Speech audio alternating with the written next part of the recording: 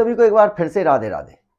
जैसा कि मैंने कल आपसे कहा था कि पार्ट 2 भी इसका देखना पड़ेगा आपको, तो मैं वहीं से आरंभ करूंगा जहां से मैंने छोड़ा था विषय को। जहां श्री मोक्षगुंडम जी को जिस सभा में सम्मानित किया जाना है, उसी सभा में जो वो अंग्रेज मौजूद हैं जिन्होंने उनका ट्रेन में अपमान किया था, वही अंग्रेज आज उनके प्रति श्रद्धा से सिर झुकाकर बैठे हैं जो कल तक उनका अपमान कर रहे थे।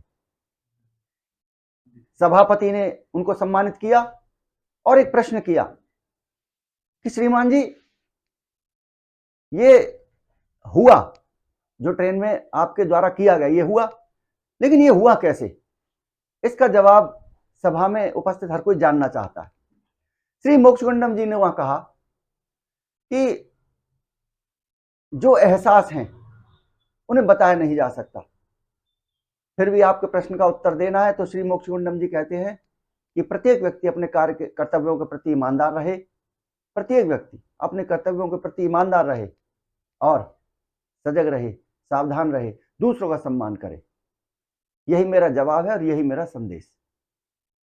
तो श्री मोक्षगुंडम जी का जो जवाब था, उस जवाब के आधार पर यह कहा जा सकता है कि उनकी मानसिक संपन्नता जो थी, वो उस मानसिक संपन्नता का क्या कहीं कोई और इस प्रकार के जो उदाहरण हैं, क्या वो विदेशों में देखे जाते हैं? क्या कीड़े मकोड़े खाने वाले, जो विषय था कि कीड़े मकोड़े खाने वाले, वे धन संपन्न हो सकते हैं, लेकिन क्या वे मानसिक रूप से भी इतने संपन्न हो सकते हैं?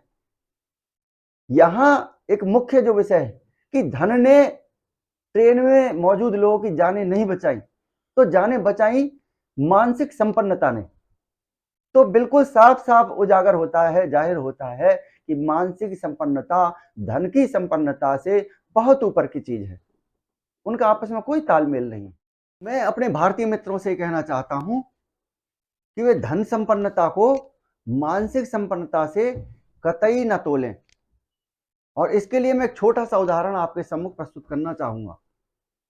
एक व्यक्ति बिहार प्रदेश के बक्सर से चला, दिल्ली के मॉल में आता है और वहां ऊपर चढ़ करके मॉल से वो कूदना चाहता है। उसी समय उसे गार्ड रोक लेते हैं और उसे सकुशल नीचे उतार देते हैं। वह व्यक्ति देखने में संपन्न लग रहा था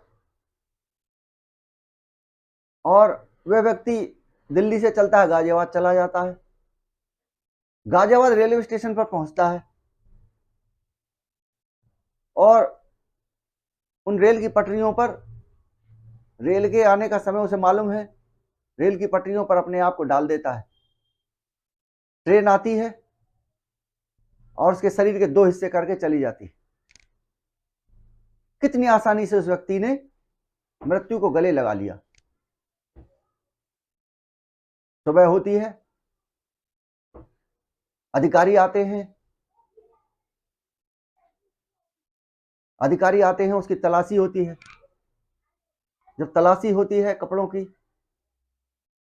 तो सभी भौंचक रह जाते हैं, हतप्रभ रह जाते हैं, क्योंकि तलाशी में जो निकला वह किसी को भी चौंकाने वाला था।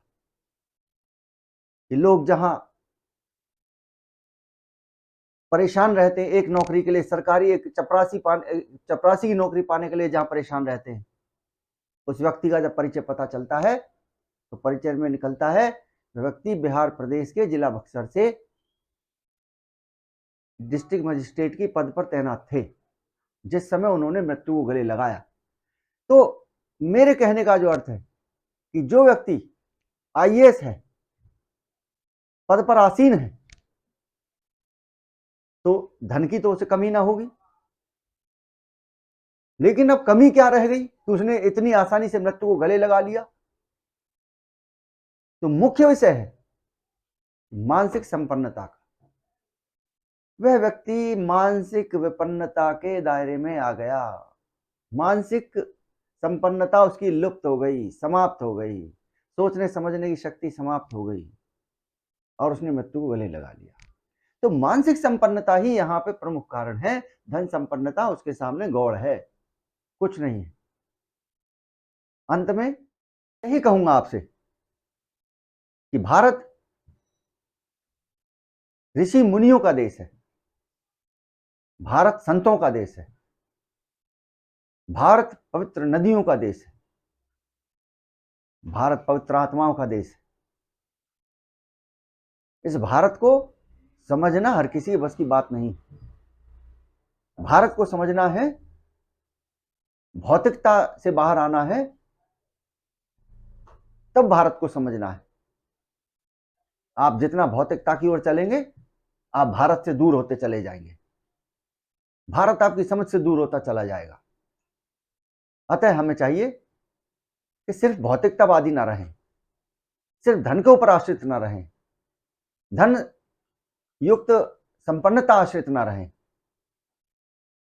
जीवन जीने का बहुत बढ़िया तरीका है कि हम हमारे संतों को नमन वंदन करें, हम हमारे देव स्थानों की रक्षा करें, उनका नमन वंदन करें, हम ऋषि मुनियों का नमन वंदन करें, पवित्र नदियों को स्मरण करें, नमन वंदन करें, पवित्र आत्माओं का नमन वंदन करें, गौवंश की जितनी ज्यादा सेवा हमसे हो सके उतनी सेवा करें। ये सब कार्य ऐसे हैं कि जो मैंने एक अपने बुजुर्गों से जो सुना है कि 100 काम छोड़ के नहा लेना चाहिए, 1000 काम छोड़ के खा लेना चाहिए, और 1 लाख काम छोड़ करके ठाकुर जी के श्री चरणों में शीश झुका लेना चाहिए। अगर आप ये नहीं कर पाते हैं, तब आप अदृश्य रूप से बंधे हुए हैं, मानसिक बंधन है। इन बंधनों से मुक्त होइए, आपको बहुत कुछ ऐसा दिखाई देगा, बहुत कुछ ऐसा दिखाई देगा, महसूस होगा कि जो आप अभी तक महसूस नहीं कर पाए होंगे। हाथ जोड़कर विनम्र प्रार्थना है कि इस भारतवर्ष को भारतवर्ष रहने दीजिए, शाकाहारी बनिए। ये शाकाहारी सब पर भारी। बुद्धिहीन रहना है तो कुछ भी खाइए, और मति युक्त होना है, बुद्धि युक्त होना है तो शाकाहारी बनिए। यही मेरा मैसेज है कि आप सभी शाकाहारी बनिए, भारतवर्ष से प्रेम करिए, शाकाहारी बनिए, स्वयं से प्रेम करिए, शाकाहारी बनिए। आप सभी को राधे राधे।